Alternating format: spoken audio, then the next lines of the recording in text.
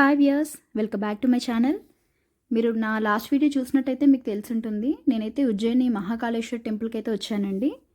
ఇక్కడ మార్నింగ్ అంతా కూడా దర్శనం అయిపోయింది. సో ఈవినింగ్ కారిడార్లో ఉన్నటువంటి బయట ఏదైతే స్కల్ప్చర్స్ ఉన్నాయో వాటినైతే నేను చూపిస్తున్నాను.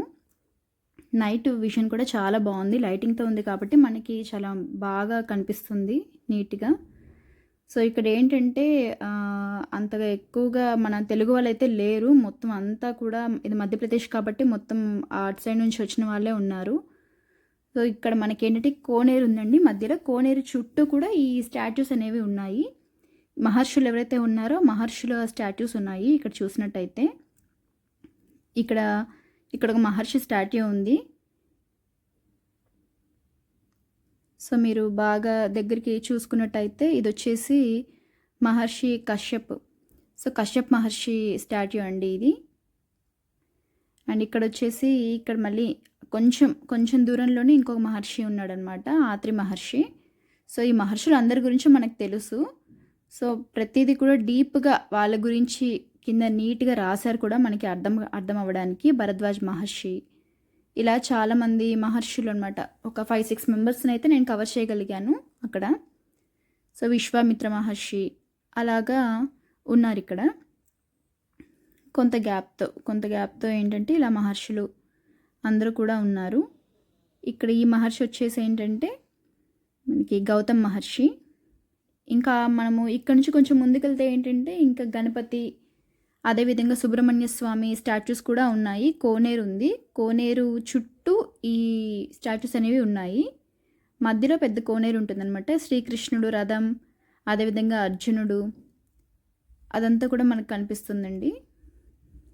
ఇదంతా కూడా వాళ్ళు నైట్ కాబట్టి వాళ్ళు దేంతో ఎలా చెక్కారనేది అంతా నేను అంత అబ్జర్వ్ చేయలేదు. బట్ ఈ స్కల్ప్చర్స్ మాత్రం చాలా బాగున్నాయి. అదేవిధంగా సూర్యభగవానుడు ఆయన గుర్రాలు అన్నీ కూడా ఉన్నాయి. ప్రతి ఒక్కటి కూడా హిస్టారికల్గా చాలా నీట్గా మనకి తెలిసే విధంగా ఉంది.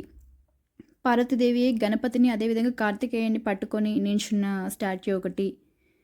ఇలా ఏంటంటే మనకి చాలా స్టాచ్యూస్ ఉన్నాయన్నమాట. ఇక్కడ మనం చెప్పుకుంటూ వెళ్తే ప్రతి ఒక్క దానికి కింద నీట్గా రాశారు. అది ఏంటి, దేని గురించి, అసలు ఎలా ఇది స్థాపించబడింది అనేది. ఇంక ఇక్కడ మనం చూసుకున్నట్టయితే దానవులు, అదేవిధంగా దేవతలు పాల సముద్రాన్ని చిలుకుతున్నప్పుడు విషం వస్తుంది కదా, దాన్ని ఎలాగైతే శివుడు తీసుకుంటాడో ఆ స్టాట్యూ అయితే చాలా బాగుందండి. ఇది చూడడానికి అయితే చాలా బాగుంది.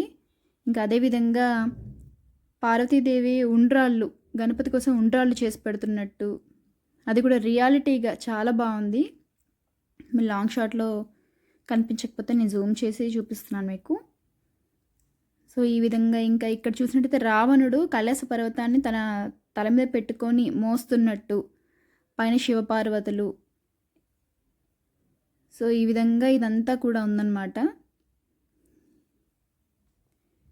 ఇంక ఇక్కడ ఈ కారిడార్లో మనకి ఈ వాల్ మీద ప్రతి ఒక్కటి కూడా చెక్కి ఉంది అండి. ప్రతి ఒక్క దాని గురించి ఎక్స్ప్లెనేషన్. శివుడు ఏ విధంగా సంహారాలు చేశాడు, ఎంతమందిని సంహరించాడు, ఎలా సంహరించాడు, ఏంటి, దాని గురించి క్లారిటీగా అక్కడ రాసుంది నీట్గా. మనకి ఒకవేళ పురాణాలు ఎవరైనా చదువుకోకపోతే, తెలియకపోతే ఇక్కడ మనం వాటన్నిటిని చూసి మనం అర్థం చేసుకోవచ్చు.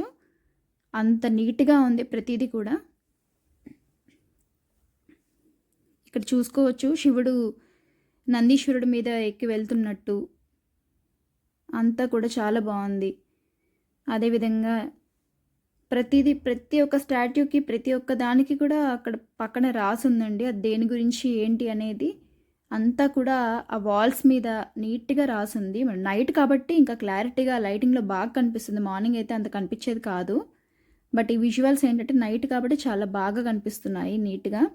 ఇంక మనం ఇక్కడ చూసినట్టయితే కాలభైరవుడి విగ్రహం ఉందండి. మనం ఇక్కడ నుంచి ఈ మహాకాళేశ్వర్ దగ్గర నుంచి కొన్ని కిలోమీటర్స్ వెళ్తే ఏంటంటే కాలభైరవుడి టెంపుల్ కూడా వస్తుంది. దాని గురించి కూడా నేను మీకు వేరే వీడియోలో ఎక్స్ప్లెయిన్ చేస్తాను.